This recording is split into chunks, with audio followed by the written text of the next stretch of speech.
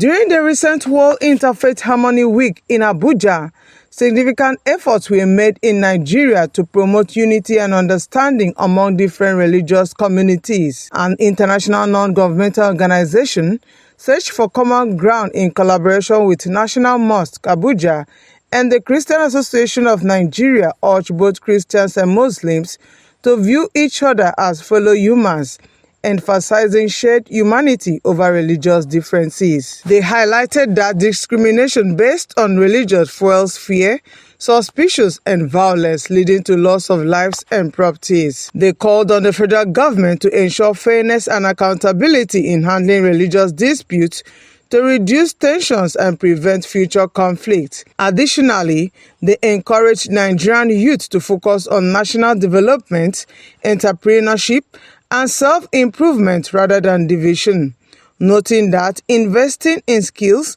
innovation, and collaboration will not only reduce religious friction, but also contribute to economic and social progress. We come to understand there are a lot of negativity going on about faith, which cause people to be scared of each other, and it makes people to always be suspicious, make people to always be afraid of each other, and at the slightest provocation, it results into violence, in which we have lost a lot of life and properties concerning these kinds of violence. And that is why we introduced this program to bring together a community of practice in the area of interfaith harmony, in the area of interfaith dialogue, and promote harmony among us, discuss, share, learn, and unlearn those things that people have in the past. Most of the people whom you think are enlightened about this interfaith dialogue are not, because of religious sentiment also and thereabout. But one of the things we must all know, that the God that we serve loved whole mankind. Humanity should be first. We must have the understanding that we must give each other the room in our hearts to see each other, first of all, as humans, as God's creation, as children of the Lord. And because of our beliefs as Christian or as Muslim, shouldn't be the barrier between us. We must respect each other's beliefs. We must respect the core values of each other. What, as a Christian, I stand for and I believe in should be respected by my fellow brothers, the Muslim. What they also believe and they stand for, I should also, as a Christian, respect and give them that sense of belonging. But in doing that, we must always, as oil, open up a space in our hearts so that we can accommodate each other, so that we can coexist together, so that we can contribute towards national development. But the moment we begin to see each other and despise each other and disrespect each other and never regard each other as humans, we will never get to anywhere. We may have problem of ignorance, we may have self-interest, or we may be using politics to disturb many things. So I encourage people to know what is going on, to understand the religion very well, and also we tell the government to do more by making law effective. People who destroy the peace of the country, whether Muslim or Christian, should be brought to justice. So if justice is reigned, and what we mean by justice is to enforce the law.